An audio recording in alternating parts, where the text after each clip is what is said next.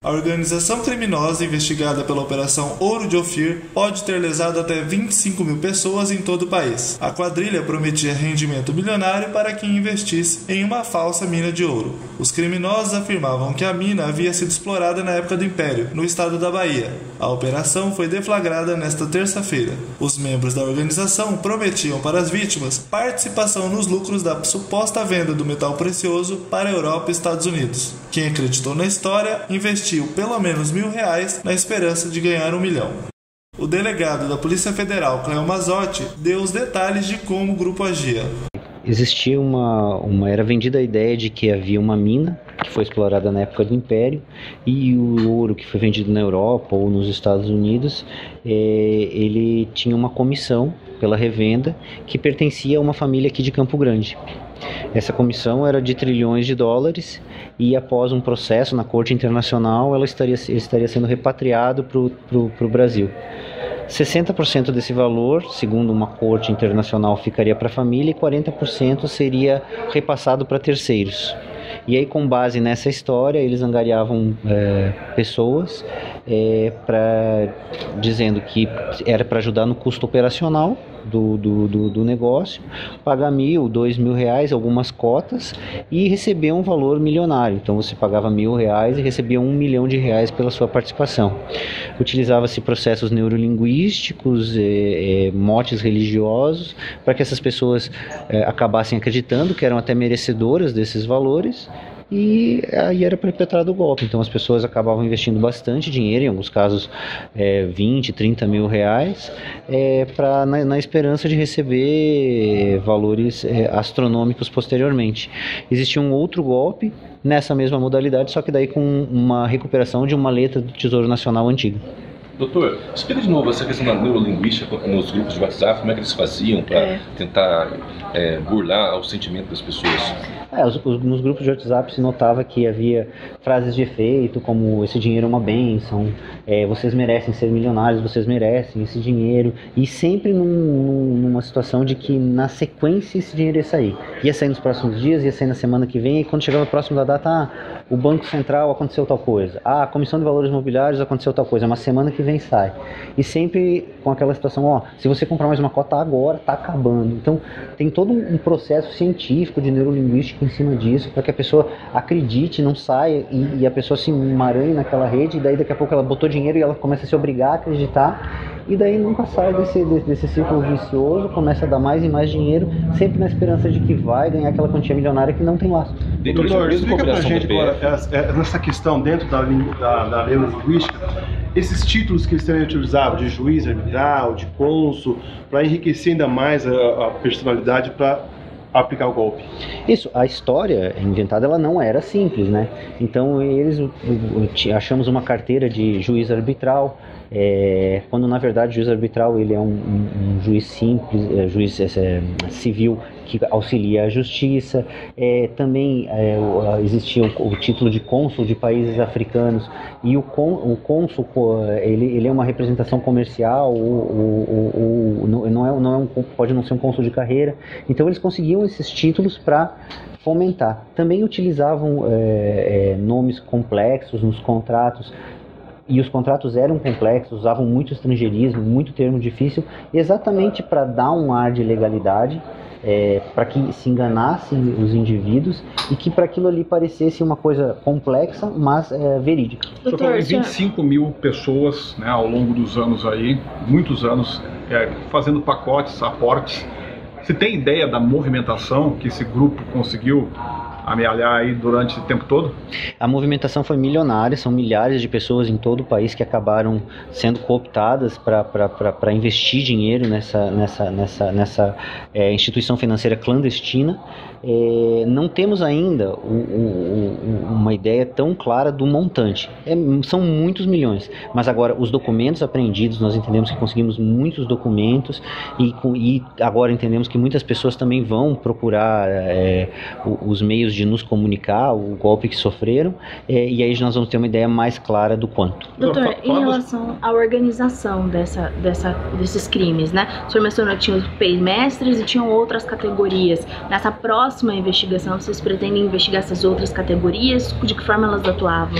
Exatamente. Se optou por um primeiro momento atuar num nível maior da organização, os cabeças da organização, onde havia maior documentação e a maior possibilidade de valores serem apreendidos, e também porque era necessário estancar, né? Era necessário alertar desse golpe para que pessoas parassem de cair, pessoas parassem de comprar cotas.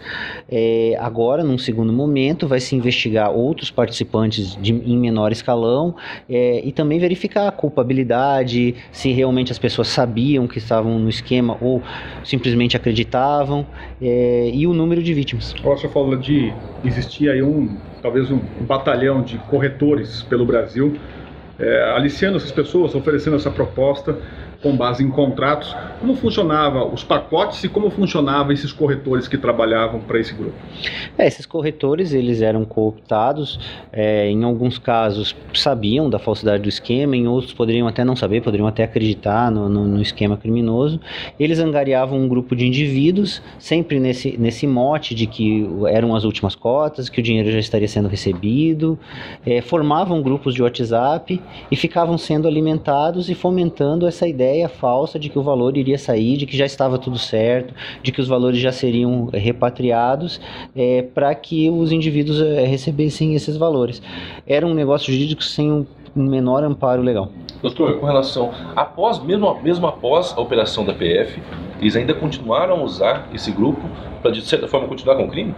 Se detectou que hoje de manhã continuavam em determinados grupos, indivíduos falando que a operação da Polícia Federal era falsa, que era algum tipo de fraude, que a operação em si, financeira, era válida, e por incrível que pareça, a ideia é fazer uma divulgação bem profunda, mas talvez ainda pessoas mesmo com a Polícia Federal vindo aqui e divulgando tudo ainda queiram acreditar. Em relação a essas vítimas, como que vai ser? Elas têm que procurar a polícia? De que forma que elas podem denunciar?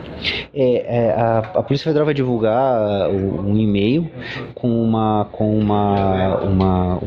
um termo de declaração para que a pessoa preencha e nos mande, para não precisar vir aqui, e nos informe. Vai ter lá as perguntas, como é que ela entrou, quando é que ela foi abordada, quanto ela deu o esquema, como ela pretendia receber, para que a gente tenha essa dimensão.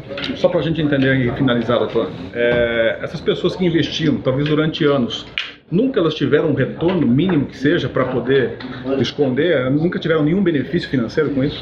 A investigação não detectou pagamento a essas pessoas, o que caracteriza que não é um esquema de pirâmide, era um processo contínuo de engodo, de que as pessoas iriam receber, de querer acreditar, de investir e receber cada vez que ia receber bastante, e as pessoas iam acreditando.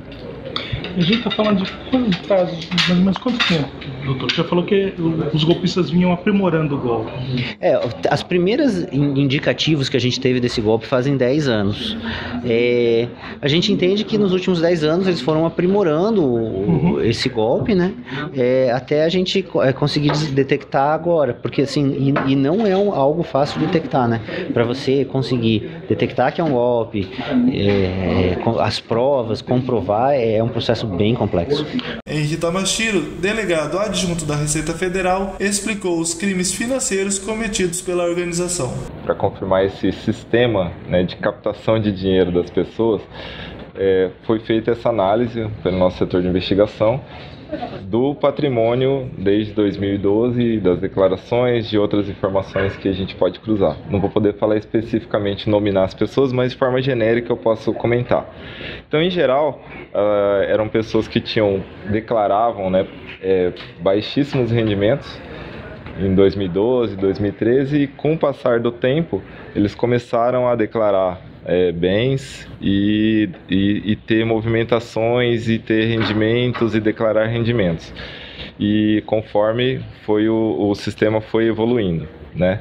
E também declararam alguns bens, né, para, vamos dizer assim, tentar, aparentemente o que mostram os elementos é que eram bens, direitos, né, em valores elevadíssimos, para dar um ar de seriedade e de que existia um patrimônio que garantisse todo esse sistema e essa venda desses papéis, vamos dizer assim, né?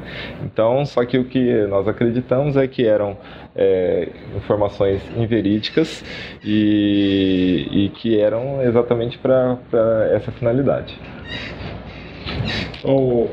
Em relação a esse volume de dinheiro, a Receita consegue ou conseguiu detectar qual foi toda essa movimentação?